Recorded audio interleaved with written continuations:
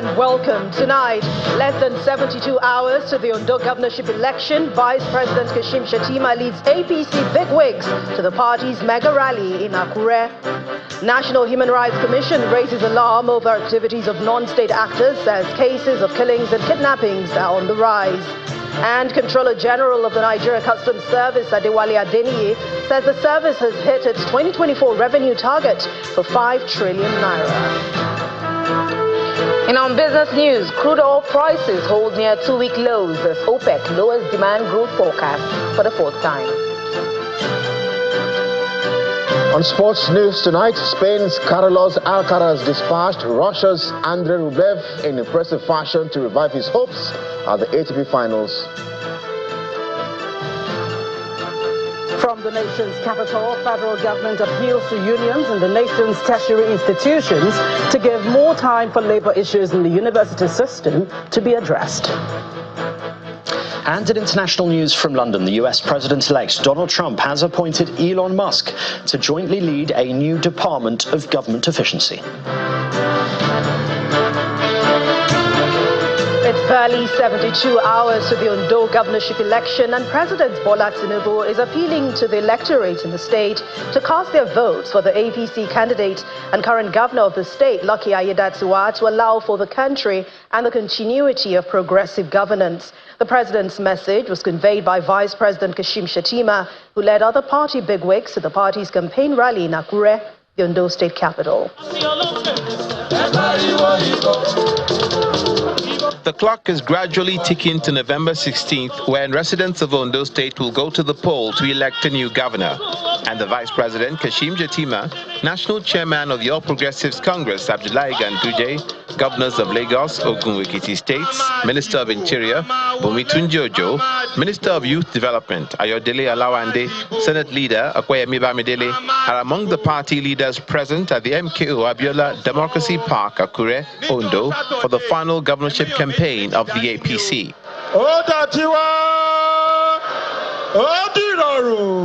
First to address the gathering is the Governor of Lagos State and Chairman of APC National Campaign Council for Ondo governorship election, Babajide Sanwo-Olu. He appreciates the people of the state and appeals to them to vote for the party in Saturday's election. Governor Walano, ẹ ṣé fún wa, mo fẹ́ dúpẹ́ lẹ́ẹ̀kan sí ni, ní ti Lucky, ẹ máa ṣe bẹ́ẹ̀ ní ṣe, ẹ máa ṣe 18-0 dẹ́dẹ̀ sọ, lágbára ọlọ́bọ̀ ìmarí nìyẹn. APC, thank you very much, thank you very much, thank you very much. The national chairman of the APC, Abdullahi Ganduje, reminds the people of Ondo State to vote for continuity and political uniformity in the southwest region. He has laid a solid foundation for continuity. Continuity in terms of progressive governance. Continuity in terms of the provision of infrastructural facilities. Continuity in terms of providing social services to the people of Ondo State. So we urge you on Saturday, 16th of this month, you must come out early to ensure that you give us 18/18 and vote for our candidate, the governor of Ondo State. On his part, Governor Lucky Aiyedatiwa promises to continue with the developmental template put in place by past leaders of the state. You know what we have been able to do within a short period that we assume office. We are not to make promises, but you know what we have done and you know what we can do. I want to tell you that by the time we return by 24th of February 2025, we will do more than what we have been able to do in the last 10 months. The vice president who represented President Bola Tinubu at the event says the president holds Ondo State in high esteem, urging the people to stick with the APC. You vote for the APC, your vote is your voice. On Saturday, I will urge you to come out en masse.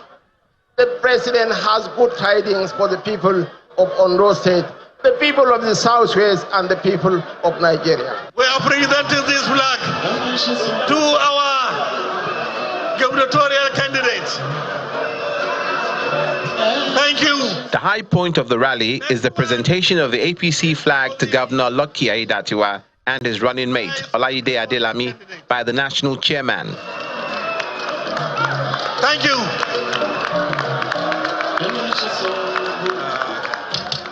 We'll be bringing you more on the Ondo election. In the meantime, we turn our attention to security.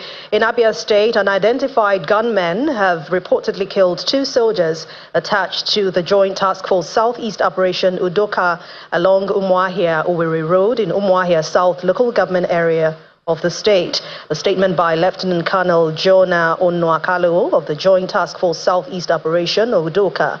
It says the proscribed indigenous people of Biafra and its armed affiliate, the Eastern Security Network, are responsible for the attack.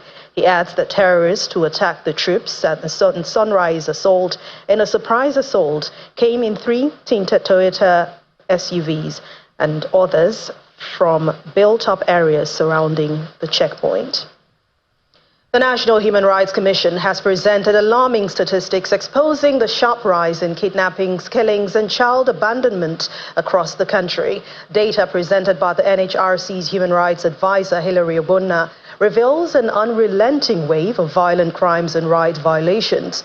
In January 2024 alone, Nigeria recorded 150 kidnappings and 55 killings, alongside 15 cases of hate speech. Our correspondent, Emanuela Ekele, reports. Gathered in this hall are those at the forefront on the fight for human rights, a delegation from the European Union and officials of the National Human Rights Commission. We're here to discuss the current state of human rights in Nigeria and chart the way forward to ensure greater protection for civil liberties, especially those who stand up for the rights of others. The senior human rights advisor to the Commission, Mr. Hilary Obonna, gives a breakdown of the alarming rise in human rights abuses, including kidnappings, killings, and child abandonment, recorded between January and September this year. By January 2024, we already had 150 kidnapping and 55 killings associated mainly with non-state actors. And of course, what has become the norm, the killing of law enforcement officers. We started with 7 policemen killed in January, and we had, most especially from victim perspectives, we had quite a number of our victims for human rights violations in the month of January being children. The National Human Rights Commission attributes the rise in kidnappings, killings, and child abandonment to the negligence of the state to protect its citizens. In recent years, we have witnessed alarming trends, including restrictions on the rights of individuals and organizations to operate freely, and threats against those who dare to speak the truth to power. These developments serve as a stark reminder that the protection of human rights is an ongoing struggle that requires continuous vigilance, action, and cooperation from all sectors of the society. The delegation from the European Union reiterates their commitment to support Nigeria to overcome these challenges. The European Union will continue to acknowledge these global issues and will remain committed to work around the world through diplomacy, advocacy, and partnerships.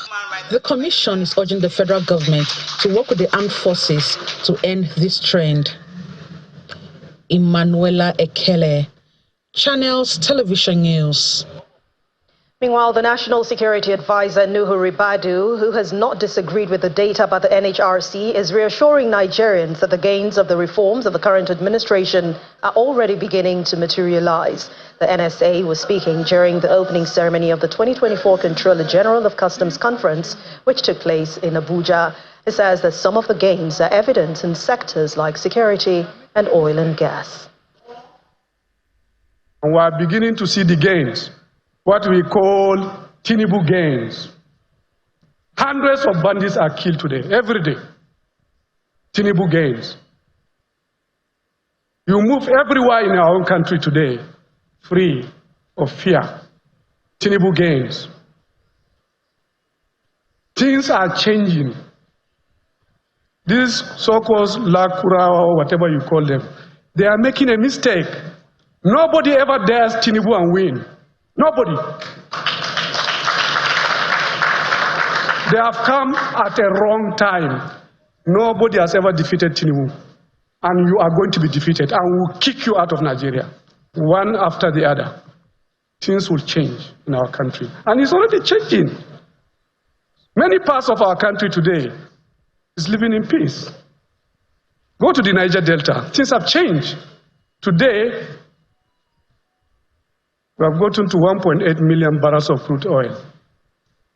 We have not seen this for a long, long time. Tinubu gains.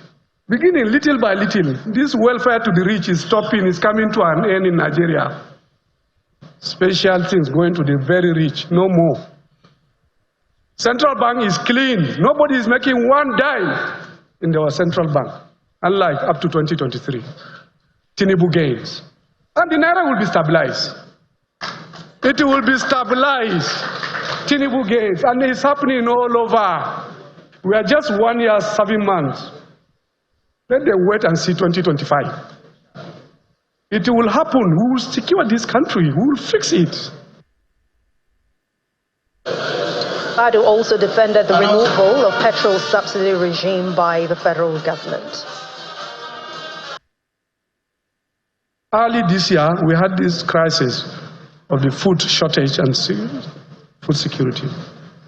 We came in, working as a team. Within a short period of time, we stopped the export. When our Naira collapsed around February, March, it was a stampede, taking things out of our country. Everything. There was a day, within a period of 24 hours, customs and all of us together, literally arrested more than 500 trucks. Yes, and returned it back to Nigeria. Yes. Our own foodstuffs were going up to Senegal at a point. And people don't know this issue when we talk about this subsidy. We are just subsidizing people outside. Subsidy, our own money that we take, that literally brought NNPC to its knees. We are subsidizing them, subsidizing Niger, subsidizing Chad, subsidizing Burkina Faso, Cameroon, Benin Republic, Ghana. And also subsidizing these smart Nigerians calling themselves oil marketers. It was subsidy to them.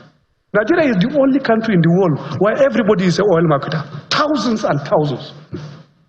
Just count number of filling stations. Just every one of you mentally. From Abuja, if you want to Kaduna, you will count 100 different AA this, BB this, where this. It's the subsidy thing. It's over. It's over. This welfare to them is over. In part two, after the break, Controller General of the Nigeria Customs Service, Adewale Adeniyi, says the service has hit its 2024 revenue target of 5 trillion naira. Please join us again. Welcome back. If you've just joined us, you're watching the news at 10 on Channels Television, broadcasting live from Lagos. A reminder of our main stories.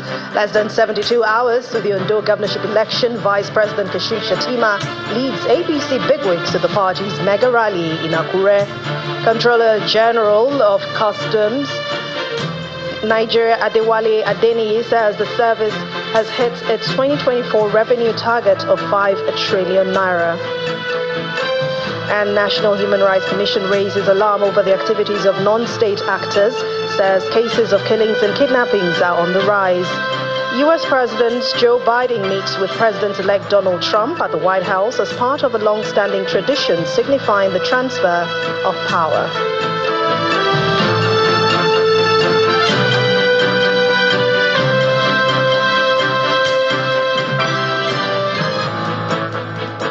The Nigeria Comptroller General of Customs Service, Adewale Adeniyi, says the service has hit its 2024 revenue target of 5 trillion naira. Welcoming participants to the opening ceremony of the 2024 Comptroller General of Customs Conference, which took place in Abuja, the customs boss says that this is a result of enhanced stakeholder collaboration, improved processes, and modernized systems. Our correspondent Larry Lasisi reports.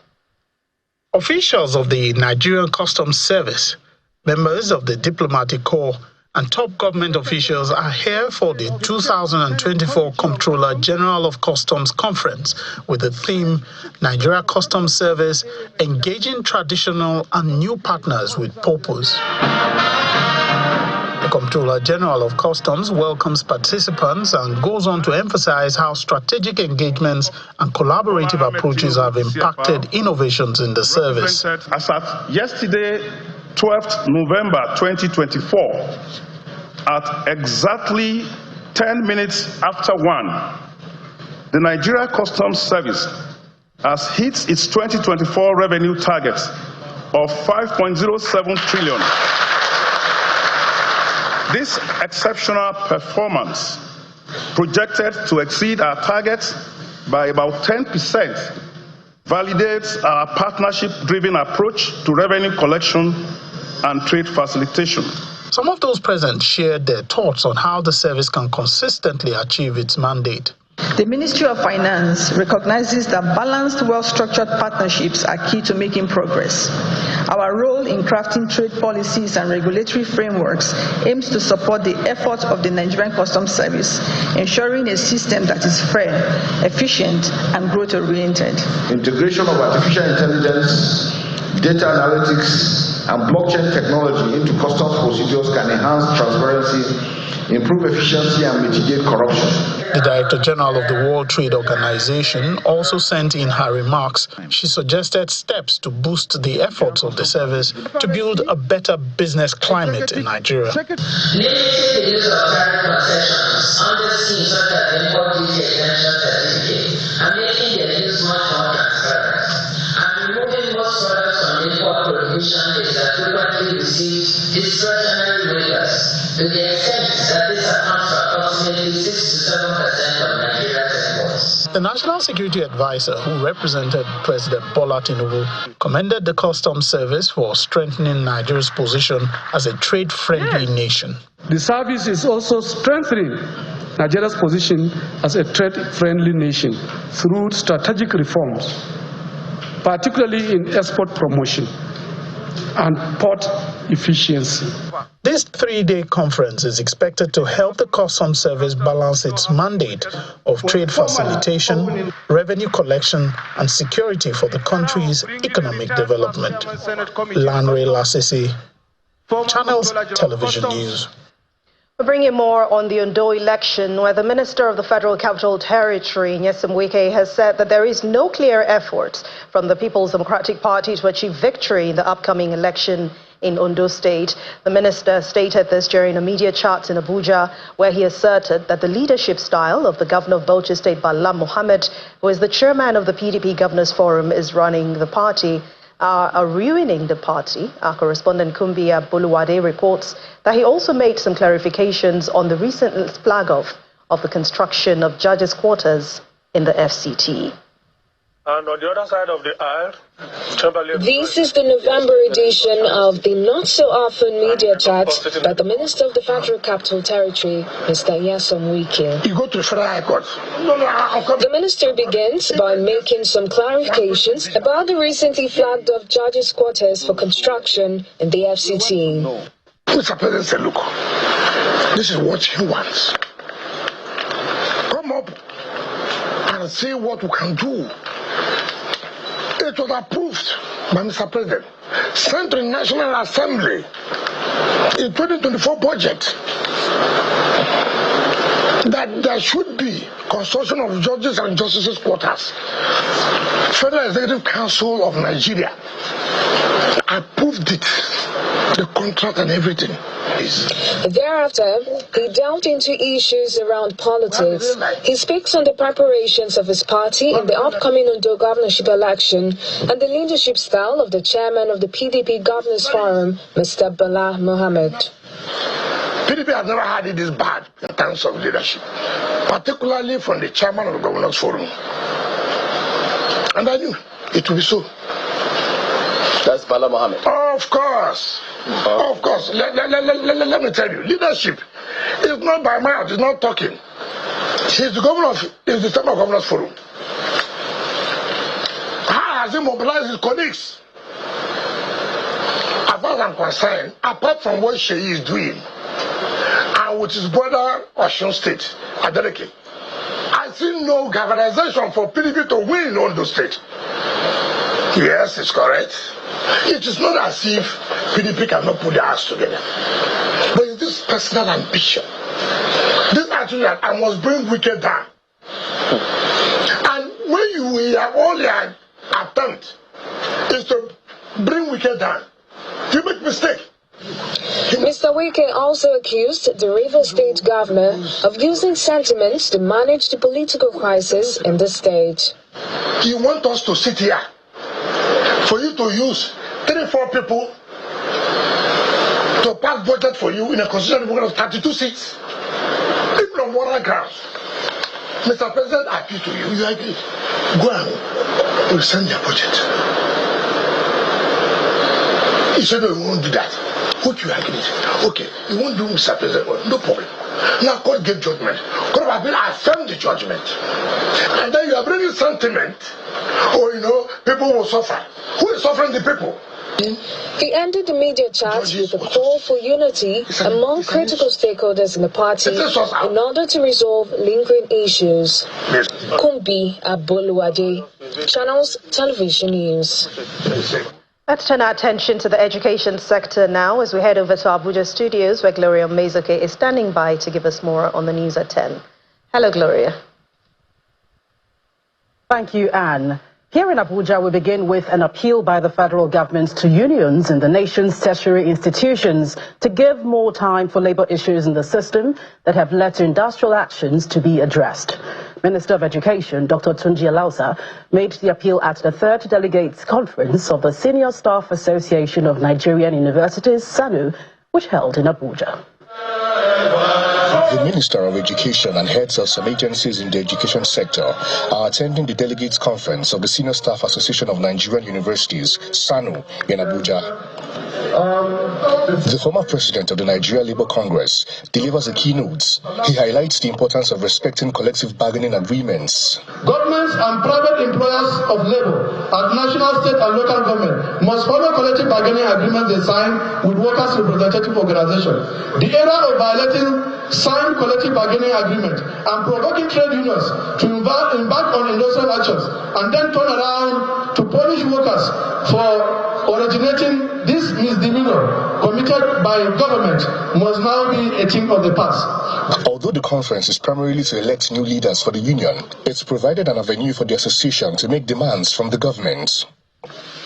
We ask government to release the remaining 3 months withheld salaries. We also ask the government to release our 50 billion naira and allowances. We also ask government to release our 1-year arrears of the 25 and 35% salary increments, 2023. Honorable Minister, sir, we also urge you to tell government that the wage award that the government promised and started paying has since ceased and it must come back. However, the Minister of Education appeals to the union to give government more time. Everything that will be good will be rough initially. So, as a nation, we should be ready to take short-term pain for long-term good. SANU, ASU, NASU, NSC, please, let's give this a chance. And I promise you, we are negotiating with in full faith with everyone, because we want this strike, we want the peace that we have now to be a continuity and a continuum, and so that we can keep our children in school. Distinguished delegates, it's my unions in the university have been in constant face-off with the federal government, leading to disruptions in the country's academic system. Still ahead on the news at 10, crude oil prices hold near to two-week lows as OPEC lowers demand growth forecast for the fourth time. That's in business news. Please join us again. Welcome back. You're still watching the news at 10, coming to you live on Channels Television. Officials of the National Universities Commission, NUC, have scored the new City University high on preparedness. This latest visit, the second in 4 months, is part of NUC's regulatory approval process before the university, located along the Lagos-Ibadan Expressway, is issued a license. Classrooms, hostels, faculty buildings all seem set for academic activities to kick off at the newly built New City University. Officials of the National Universities Commission are at the school campus for a routine inspection. This is their second visit in 4 months. They move from block to block, assessing the level of preparedness of the school.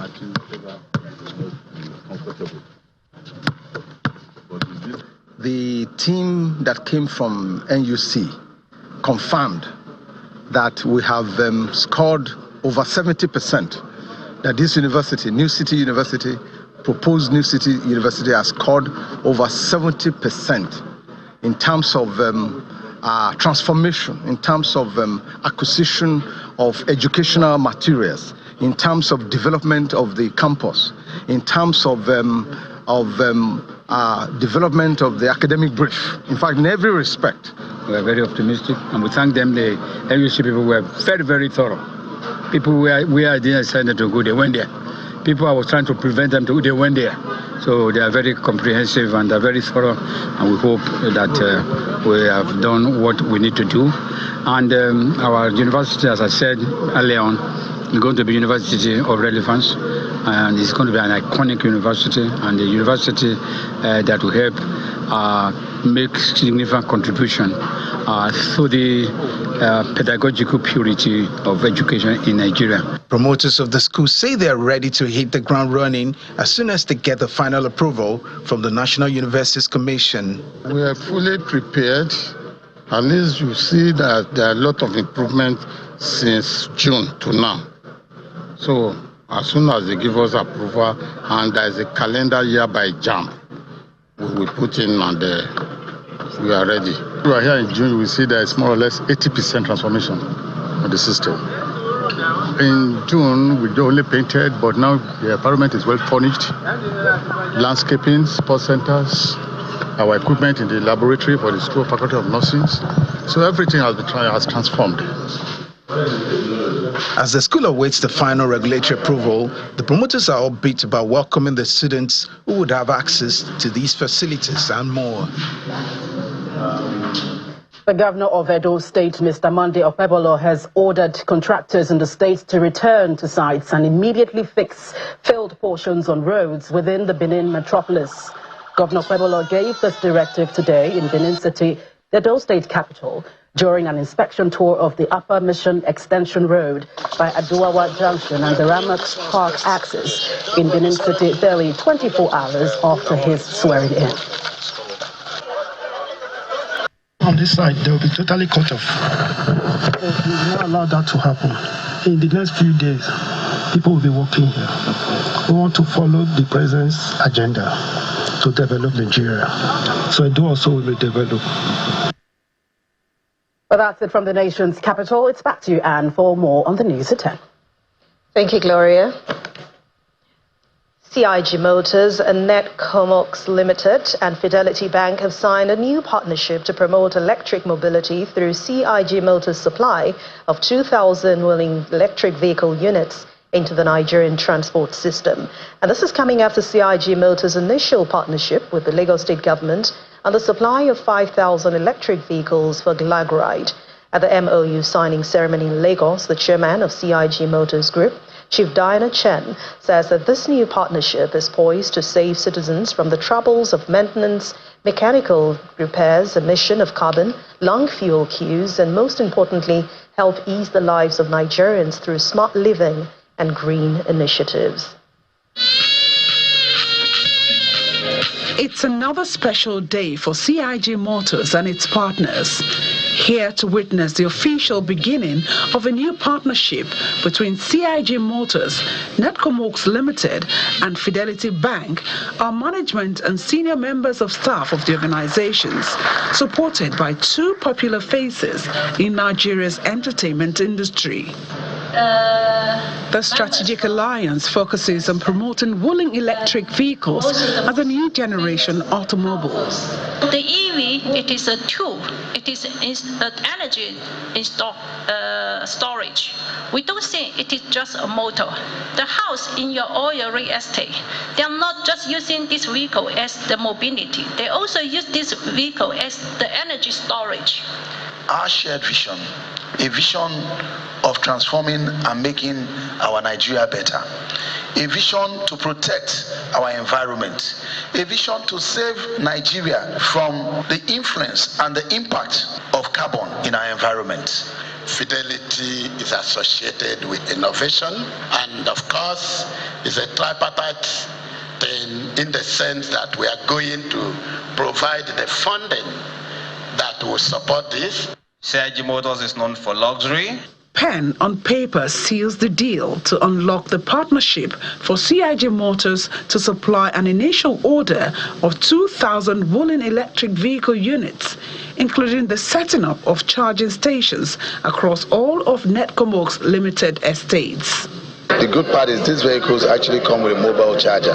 But apart from that, we are doing collaborations with hotels, banks, power distribution companies, substations. That way you can have electric vehicle charging points in those areas. When vehicles are charged, it lasts 303 kilometers to 333 kilometers, depending on the vehicle. We are giving 3 years electrical warranty on the EVs in Nigeria, and we are training thousands of people, of young Nigerians, young graduates, to learn how to navigate the EVs so that new jobs will be created. And the most beautiful part of it is that this car has everything you can dream of in a car. It has luxury, it's smart, it's efficient, and it's super durable. I've driven EV cars before, mostly in America, but here I drove my first EV car here today. It's really nice, quiet, cool, just like you don't know when the car is on, you don't hear it.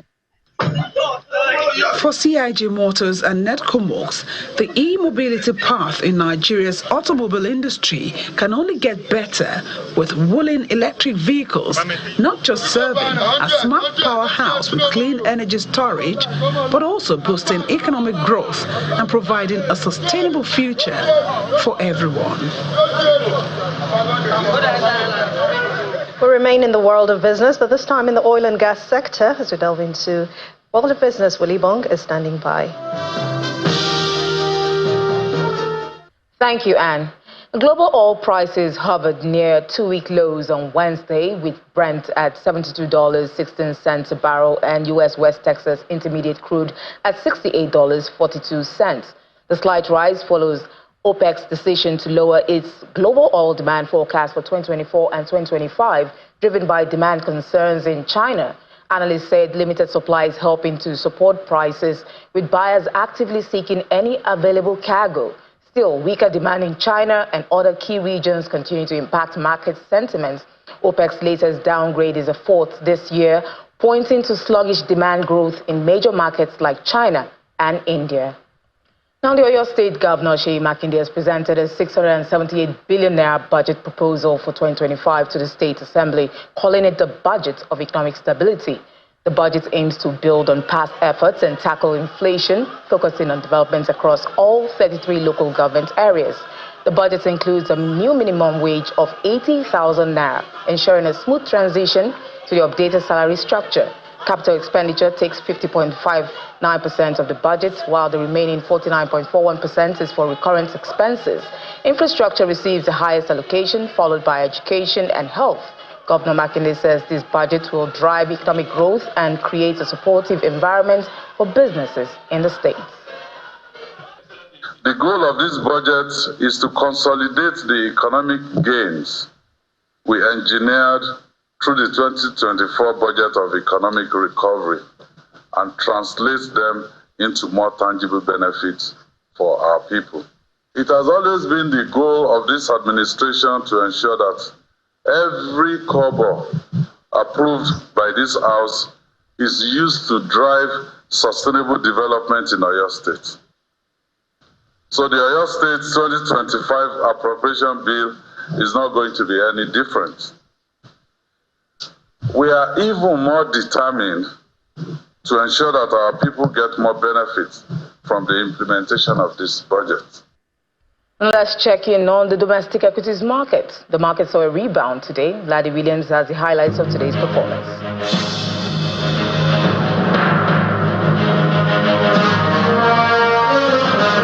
Hello and welcome to the stock market report. So we're seeing a back and forth movement for the all share index. Up Monday, down Tuesday, and up for the midweek trading session, 0.22%, 97,477 points. I would say the market cap, 59 trillion. Not getting back to that 60 trillion just yet.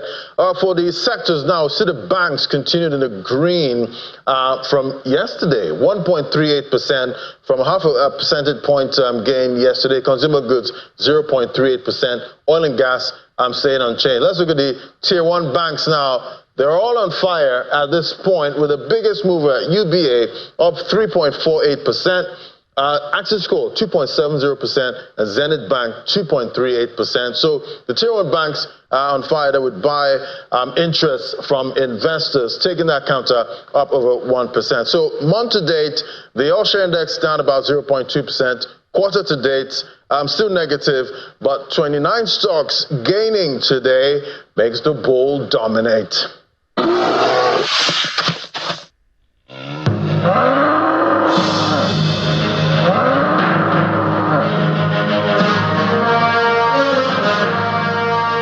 Thank you, Ladi. Let's hope the bull keeps its dominance on the floor of the exchange tomorrow. Let's see the snapshot of closing numbers for other major stock markets.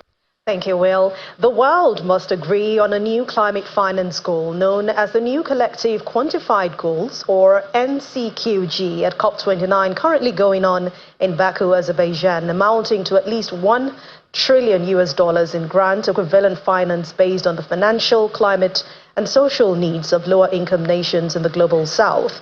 The new finance goal must also contain sub-goals for loss and damage, adaptation, and mitigation. Our correspondent Ayola Kasim, who is in Baku, now reports.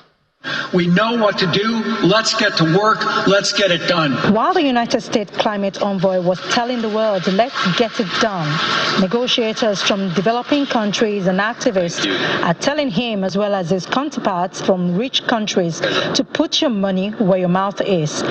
All are rejecting the attempt to redefine the commitments and obligations to climate finance negotiations this year. You look at countries like Ecuador or Nigeria, Pakistan, Mozambique, Uganda, they are all struggling with debt and they are forced to continue with the fossil fuel extraction, which means if the quality of finance is not right, it's going to exacerbate the crisis. The African Group of Negotiators on Climate Change says it is advocating for a climate finance goal that aligns with the challenges we face as a global community. The focal lead for Nigeria at the conference says the country aligns with the group's commitment to transitioning toward a low-carbon, climate-resilient future, one that requires substantial investment and reliable financing. Being able to get clear mechanisms, clear procedures on Article 6, right?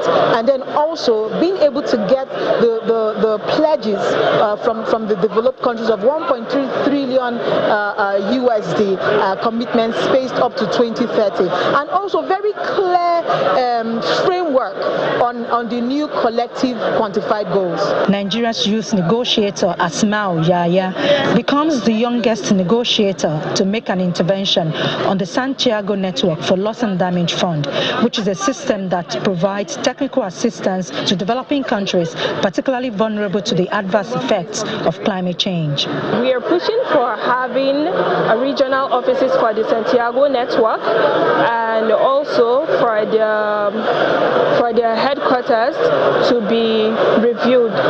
The discussion on having the headquarters for the Santiago Network to be reviewed. The latest text has included options for rich countries to pay the scale and quality of finance they owe, and for the urgently needed support to flow towards a fair fossil fuel support. This is the first time in 3 years of negotiations towards the new climate finance goal that such has been included, but the new text still includes what has been called a long menu of bad and ugly options that cannot be afforded. From Olympic Stadium in Baku, Azerbaijan, the venue of COP29, Ayola Kasim, Channels Television News. Remaining outside our shores, U.S. President-elect Donald Trump has met with President Joe Biden at the White House to discuss a smooth transition.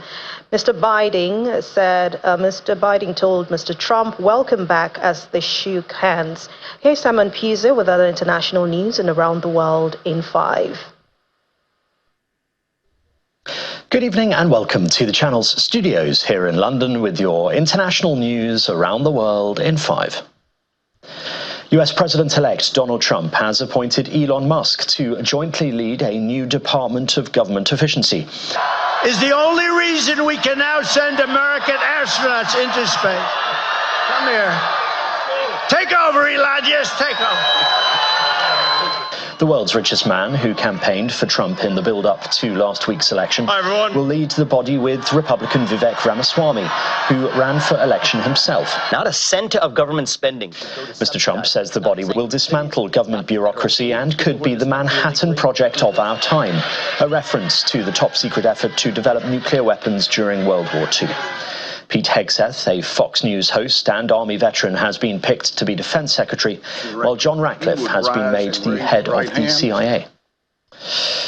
The United States says Israel has not breached American laws on blocking aid supplies after a 30-day deadline it gave Israel to boost humanitarian aid access in Gaza or risk having some military assistance cut off lapsed. Officials said that Israel had taken a number of steps to address its demands to surge supplies into Gaza, but added that more progress must be made.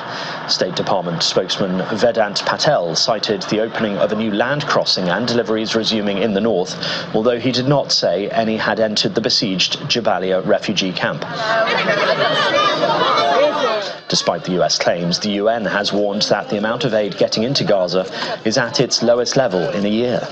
We at this time have not made an assessment that the Israelis are in violation of US law, but most importantly, we are going to continue to watch how these steps that they've taken, how they are being implemented, how that they can be continued to be expanded on, and through that we're going to continue to assess their compliance with US law. A car attack that killed 35 people in China has sparked questions about a recent spate of public violence, as officials continue to censor discussion on the incident. On social media, many are discussing the social phenomenon of taking revenge on society, where individuals act on personal grievances by attacking strangers. Police said the driver, who ploughed into crowds at a stadium in the southern city of Zhuhai, acted out of unhappiness over a divorce settlement. While it is believed to be China's deadliest known act of violence in decades, it follows a string of attacks in recent months. Authorities have been doing their best to censor any content or material relating to the attack online, as well as clearing away any memorials to the victims. Thousands of people have been evacuated from their homes in the Costa del Sol region of southern Spain after a red weather alert was issued for extreme rain and flooding. Spain's Civil Protection Agency sent a mass alert to phones in Malaga province, warning of an extreme risk of rainfall. The area, including the tourist resorts of Marbella, Vélez and Estepona, is expected to take the brunt of the extreme weather phenomenon known as Dana. It comes just weeks after the country was devastated by flash flooding that has so far killed more than 220 people. The president of COP29's host country has told the UN climate conference that oil and gas are a gift of God. Azerbaijan's president, Ilham Aliyev, criticized Western fake news about the country's emissions and said nations should not be blamed for having fossil fuel reserves. The country plans to expand gas production by up to a third over the next decade. Shortly afterwards, UN Chief Antonio Guterres told the conference that doubling down on the use of fossil fuels was absurd.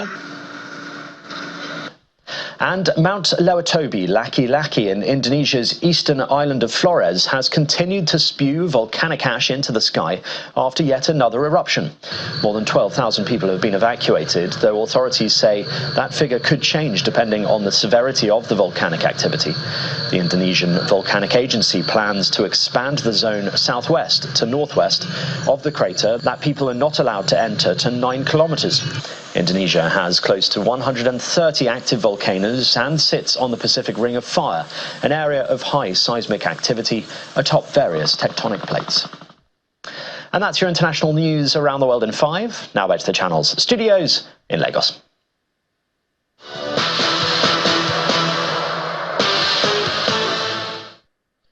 Many thanks indeed, Simon, and welcome to Sports News. We begin at the ATP Finals, where Carlos Alcaraz has boosted his hopes of reaching the semis with a 6-3 and 7-6 win over Andrei Rublev. The world number 3 defeated Rublev to lift himself off the bottom of the group and looked in much better form despite struggling with fatigue and illness in the lead-up to the match.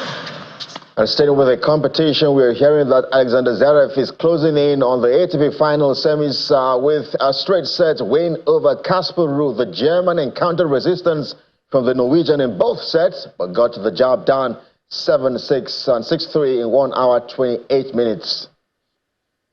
Further stories now. South African Football Association President Danny Jordan has been released on bail following his arrest in a fraud and theft case amounting to $72,000.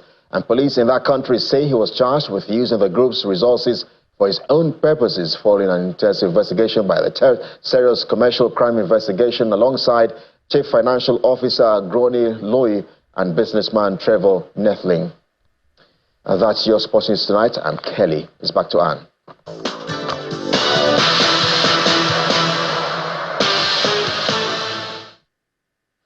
Thank you, Kelly. And the main news again. The Vice President Kashim Shettima today led APC bigwigs to Akure, the Ondo state capital, for the party's mega rally ahead of November 16 governorship election.